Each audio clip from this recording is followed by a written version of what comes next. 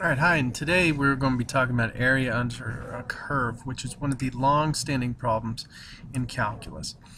Okay, now we learned about another problem in calculus, which was finding the slope of the tangent line at any point on a curve. Now we're going to take those curves and actually deal with finding the area underneath the curve.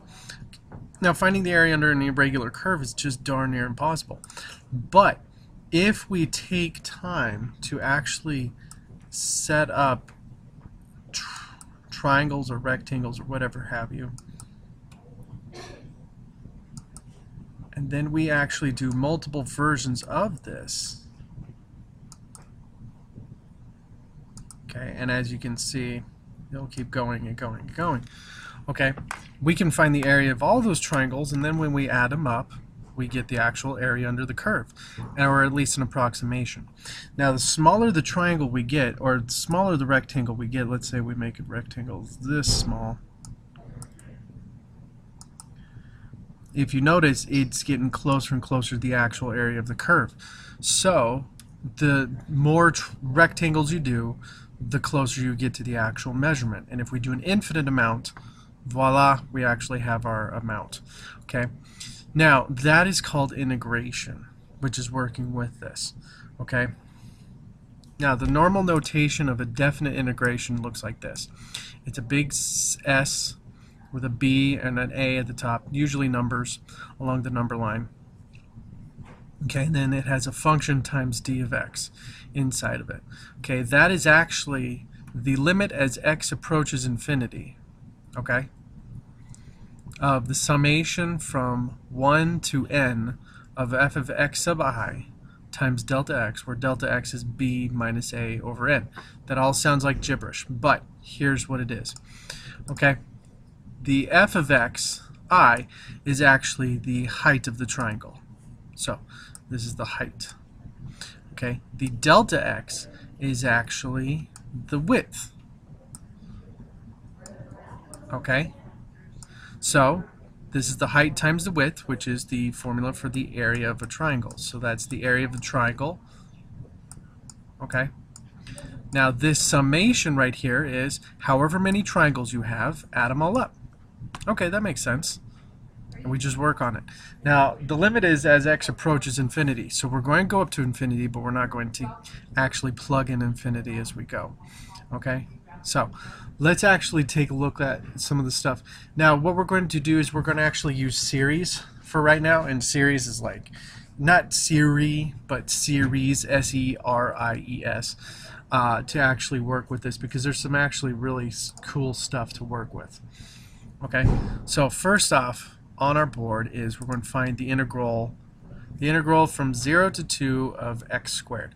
So in other words, we are taking the curve x squared, okay, which normally goes up like this on this side, and we're going to go to 2 from 0, okay, and we're going to find the area under this portion. So this is the really cool part about working with this. Okay, so the first thing I got to do is I got to find delta x. So delta x is equal to 2 minus 0 over n, which is 2 divided by n. Makes sense. Okay, so that's the width. So this is the width of my triangle, or of my rectangle.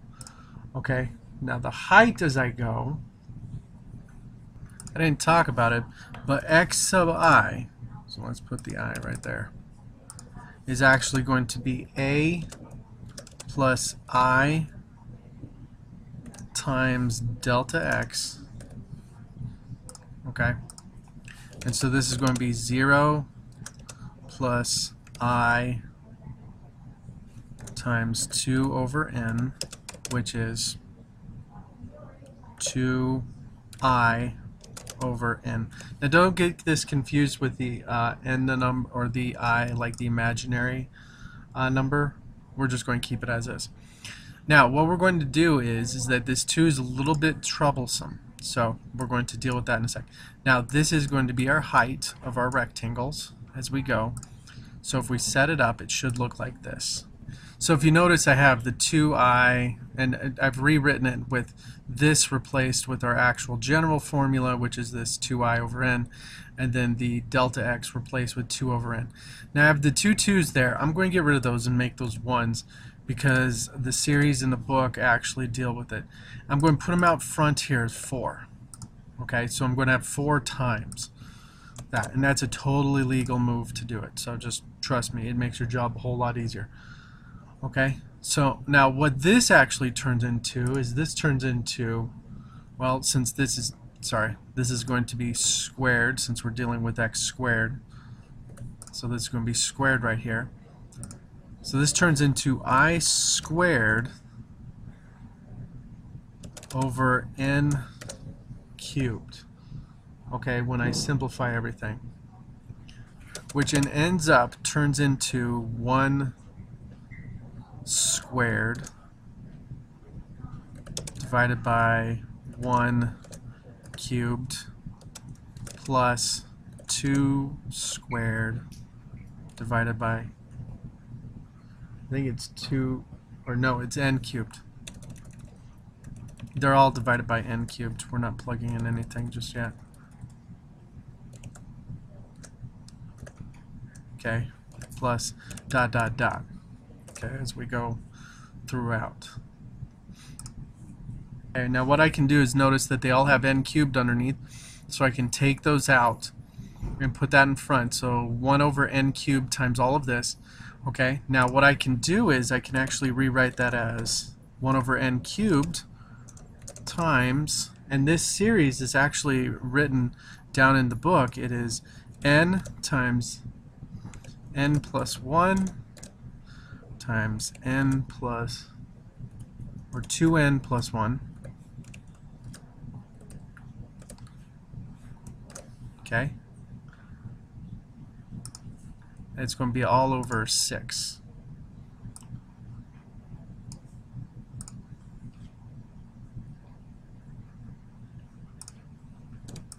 Okay. All right. Now, if I distribute this 1 over n squared part, okay, this will go on the bottom, so I can basically divide everything by n. So the 1n just becomes 2n squared. This cancels out, and I'm left with something up top that looks like this. Okay, which turns into something that looks like this. Now the top, I went ahead and I distributed and did FOIL on this. So just so you understand, that's where the 2n squared plus 3n plus 1 comes from. Okay, now I'm going to divide everything by the 6. Well, yeah, I could divide it by the 6. Yeah, I'm going to divide everything by the 6 just to work with it. You could do a couple of different things here. Usually they try to bring it up front. So I'm left with 1 over 3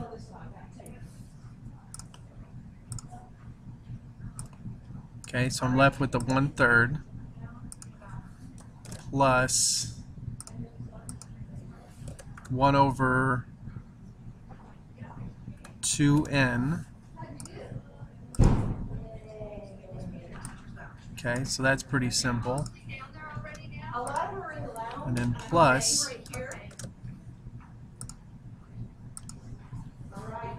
1 over 6 n squared. Okay. Alright, so it's pretty simple, straightforward stuff. I mean, we're just working on the side. Now, as x approaches infinity, okay, we apply that limit to each part of these, okay, and x in this case would replace the n, okay, as we work with it. Alright, if we separate everything and just work with everything as is, the limit as x approaches infinity, or actually no, let's change that to n. The limit as n approaches infinity, okay, because now we're plugging in x and just work it across, these two will cancel out because that approaches 0. So this is 1/3 plus 0 plus 0, but we still have this 4 in front, so this actually all turns into 4/3. So the limit, the actual area under this curve is going to be 4/3 according to this formula. Okay, so now what do you need to do? You need to find the width, you need to find the height, okay, and then you need to simplify.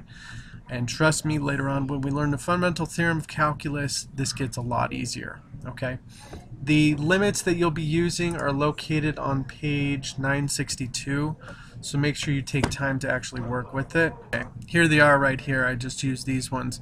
Okay, and as you can see, I used this one to change that big old summation into a really simple problem that can be factored. It's really gorgeous in how you can use this stuff sometimes, okay? Nope, do not save. Alright, and that's it for finding area under curve. I'll talk to you later. Bye.